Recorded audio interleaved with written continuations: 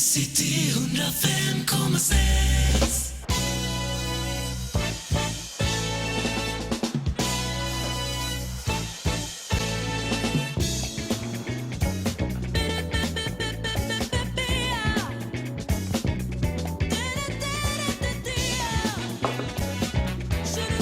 Yes, welcome back again to another little overview. This is actually going to be a remake of an overview I've already done because I was new to this old stuff, all this malarkey, and it was a bit, what should we say, a bit amateurish, even though this might also be a bit amateurish, but as you can see, I've tried a new vantage point, so to speak, and we're going to take a look again at the Tokina 400mm SD manual lens. This is quite the beast. It's kind of a dumbbell, actually. It weighs about 984 grams. That is about 2 pounds 3 ounces for you who are using imperial systems. As you can see here, it's quite the big front element. It is a front diameter of 72 millimeters, so if you want to use a filter on this lens, I would say you need a 72 millimeter filter. But anyway, we're going to take a little bit of a look at this. I might show some test images I've taken with the D7200, the same camera that is filming this very video. But anyway, we're going to take a little break, and after that we're going to be back with some more features of this lens. Stay tuned.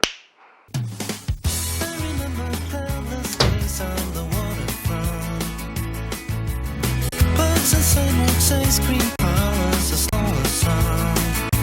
We had everything we needed, and the air was filled with gasoline and dust. We would walk back home again on deserted streets, sleep with open windows, keeping our nightmares clean. We were ignorant and beautiful, blinded by the brightly shining lights. Will it ever be repeated? Will it follow anywhere? Will we spend our time reflecting? Are we old enough to care? And we're back, and we're gonna take a look at this lens here and see what kind of features it has. Well, for starters, this is an old 80s lens actually, so it has a few years on it. It has a built-in lens hood, so the overall length of the lens is 20.7 centimeters, and with the hood extended, it's 27.4 centimeters.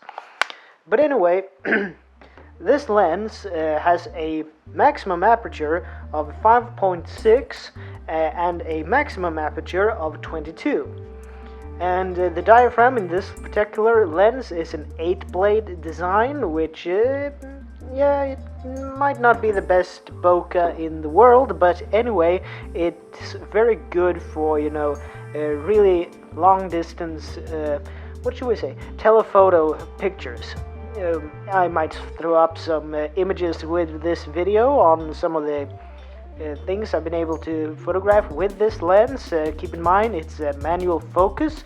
It works good for landscapes and when you try to do something at a far distance. But anyway, I've actually been able to shoot some wildlife, with this particular lens. So even though it's a manual focus, I wouldn't say that it's completely useless in today's photography world. If you take a little bit of time, you might be pleasantly surprised that you might be able to capture some very nice pictures with this lens. Anyway, the optical construction of this, it's an 8-element design in 5 groups. The glass is multi-coated, and as you might be able, I don't know how good the camera at this range will be able to pick it up, but it's a very nice big surface for the front lens element. Keep in mind that I'm using this lens on a APS-C or crop sensor body, so it's the the Nikon D7200, and the crop factor on that particular camera, as far as I'm aware of, is 1.5, which means you get a 1.5 crop factor on this lens. So it becomes a little bit longer than 400. It becomes 600 millimeter if you go by the fact that it's a 1.5 times magnification. So anyway, I would say that the pros of this lens is that the cost. Today it's not much money. I looked this up, and if I would buy a 400 millimeter prime lens that has a focus motor in it, or that it uses the internal focus motor that Nikon's still use, the autofocus system that the D7200 has, the internal focus motor in the camera body. If I would go for something like that, it would probably cost more than the camera body itself. So I thought that might not, in my particular point in my photographic place right now, it's not really a good option for me for something that is more expensive than the camera itself that I use. But anyway, I paid 750 Swedish for this, which equivalates with 4x conversion today. It's about 76 euros or $83 US or 60 pounds, give or take. And that's a big plus, because these are not much money today, but you really get bang for your buck, in my opinion. It's a beautiful lens.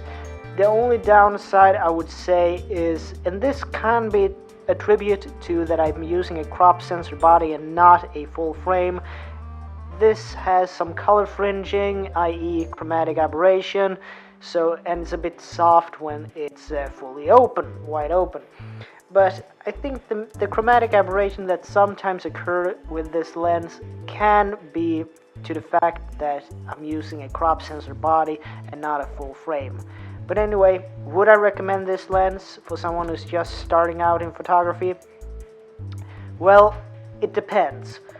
Are you one of those photographers that really want to know, not just use your camera body? If you don't want to use, because with this lens, I'm sorry to say, but there is no electronics in this lens, so you have to program your camera that it has a chipless, electronics-less lens on it. So what you have to do is to go into your camera settings and actually type in what type of focal length it is, 400 millimeters, and the maximum aperture of 5.6. But apart from that, when you're shooting with this lens, I would say it will actually teach you patience as a photographer, because you have to, when you shoot with this, you have to take into account that you have to focus manually. You have to physically twist the focus ring yourself, and if you want to use step it down and so on, and use a smaller aperture, you have to do it manually. You can't do it with your camera. So if you're gonna use this, you basically have to put your camera in full manual. You can't use it with aperture priority. But anyway, apart from that, I would say if you're willing to learn, if you're willing to take the time, this lens is really, really good. It might not be the sharpest in the world. As stated before, it has that little problem that it's sometimes have chromatic aberration. But apart from that, if you can foresee those parts, I would say that if you're a beginner that want to learn a little bit of old school, I would say this lens is really, really good for what it is. It's full metal construction. It has the built-in lens hood. It has a good 8-blade design in the aperture, the diaphragm. I would really recommend it. So that's all for me for this installment, and I'll see you guys in the next video. Take care. Peace out.